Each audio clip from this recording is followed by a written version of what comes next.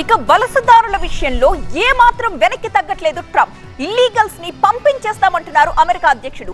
నేరస్తుల్ని పంపించడమే లక్ష్యం అంటున్నారు ట్రంప్. భారతీయులే కాదు అన్ని దేశాల విద్యార్థులకు ఇదే పరిస్థితి అంటున్నారు. క్రిమినల్ యాక్టివిటీలో పాల్గొంటే దేశ బహిష్కరణే. ప్రాజెక్ట్ 2025 ని గట్టిగా అమలు పరుస్తున్నారు ట్రంప్. వలసదారుల్ని అమెరికా నుంచి వెళ్లగొట్టడమే ఈ ప్రాజెక్టు యొక్క లక్ష్యం. ఎట్టి పరిస్థితుల్లోనూ ఈ ఏడాది ఇల్లీగల్స్ ని వెనక్కి పంపడం కంప్లీట్ చేయాలని టార్గెట్ గా పెట్టుకున్నారు అమెరికా అధ్యక్షుడు ట్రంప్. 2026లో అమెరికాలో లోకల్ బాడీ ఎలక్షన్స్ ఉన్నాయి. వలసదారులు ఎక్కువగా ఉన్న నగరం లాస్ ఏంజలస్ కావడంతో అక్కడ నుంచే డ్రైవ్ అవుట్ ప్రారంభించారు. లాస్ ఏంజలస్ లోనే ఎందుకు ఆందోళనలు ప్రారంభమయ్యాయి? అమెరికా అధ్యక్షుడు ఇంత కఠినంగా వ్యవహరించడానికి కారణాలేంటి అనే విషయాల్ని న్యూజెర్సీ నుంచి మా ప్రతినిధి ఉజ్వల్ మాటల్లో చూద్దాం.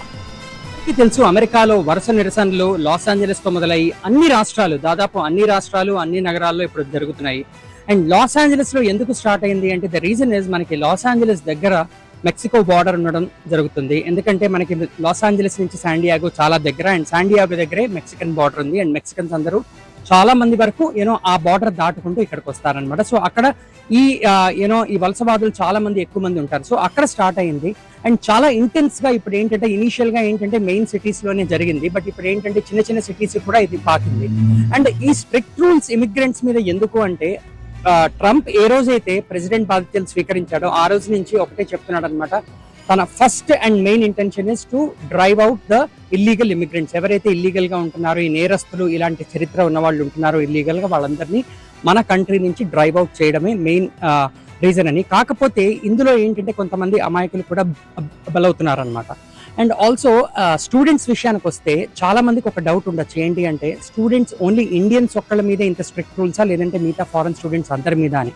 యాక్చువల్గా మనం రియాలిటీలోకి వెళ్తే any foreign student who's involved in criminal activity or has criminal background, అంటే క్రిమినల్ బ్యాక్గ్రౌండ్ ఉన్న, క్రిమినల్ యాక్టివిటీలో ఇన్వాల్వ్ అయినా, లేదు అంటే రీసెంట్గా ఈ పాలస్తీనియన్ ప్రొటెస్ట్ ఇలాంటివన్నీ జరిగాయి అనమాట. అలాంటి వాటిల్లో పాల్గొన్న వాళ్ళందరి మీద చాలా స్ట్రిక్ట్గా రూల్స్ ఇంపోజ్ చేసి వాళ్ళందరినీ ఇండియా పంపించడం జరిగింది.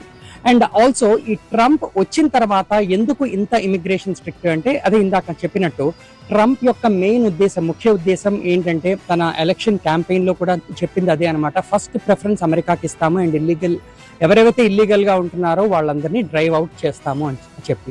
అండ్ మనం కామన్ మ్యాన్ ఎలా ఆలోచిస్తున్నారు అంటే ఇవన్నీ ట్రంప్ విధానాలు ఏవైతే బాగానే ఉన్నాయి, కాకపోతే మరీ ఇంత స్ట్రిక్ట్ గా ఏంటంటే రీసెంట్ గా మనం చూసాం కాలిఫోర్నియాలో ఒక సెనేటర్ ని కూడా ఈడ్చుకొని ఒక ప్రశ్న వేసినందుకు ఈడ్చుకొని అరెస్ట్ చేయడం జరిగింది.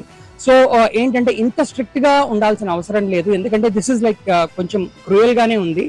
బట్ ఏంటంటే తన విధానాలు అయితే కరెక్ట్ గానే ఉన్నాయి, కానీ మరి ఇంత క్రూయాలిటీ చూపించకూడదు అని చెప్పి కామన్ మ్యాన్ అంటున్నారు. బట్ ఫ్యూచర్ లో ఏంటంటే మనం ఇందాక చెప్పినట్టు బిగ్గర్ సిటీస్ నుంచి స్మాలర్ సిటీస్ కూడా పాకింది.